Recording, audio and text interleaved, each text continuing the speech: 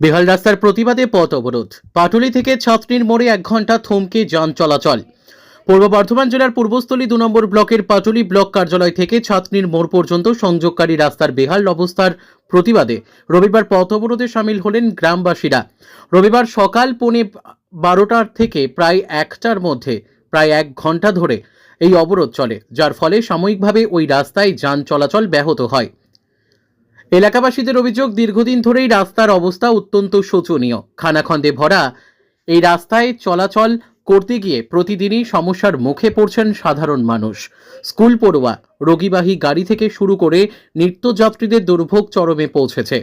গ্রামবাসীদের আরও দাবি, বিডিও, আইসি, বিধায়ক সহ বিভিন্ন প্রশাসনিক কর্তারা নিয়মিত এই রাস্তা ব্যবহার করলেও বাস্তবে রাস্তা সংস্কারের কোনো কার্যকর উদ্যোগ নেওয়া হয়নি। একাধিকবার সংশ্লিষ্ট দপ্তরে অভিযোগ জানানো সত্ত্বেও কোনো সুরাহা মেলেনি বলেই অভিযোগ।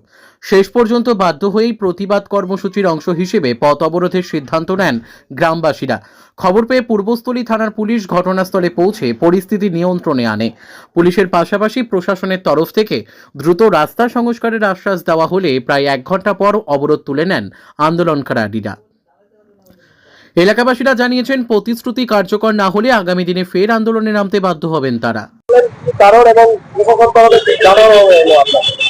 দেখুন, আজকে অবরোধ হলো পাটুলি স্টেশন বাজার, যেখানে বিডিও অফিস পূর্বস্থলী 2 নম্বর ব্লক অফিস স্টেশন বাজারে, সেখান থেকে শুরু করে ছাতনি চৌমাথা পর্যন্ত পুরো রাস্তার অবস্থা 3 বছর এত ভয়ঙ্কর যে সেটা বলে আমরা প্রকাশ করতে পারবো না।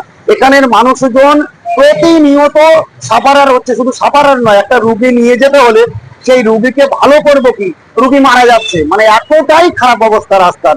ডেলিভারি পেশেন্ট নিয়ে যাওয়া যাচ্ছে না, টোটো অটো চলতে পারছে না, সেখান থেকে মানুষ পড়ে যাচ্ছে ঝাঁকুনিতে, এবং স্কুলের যে বাচ্চা ছেলেমেয়েরা সাইকেল চালিয়ে স্কুল পর্যন্ত যেতে পারছে না।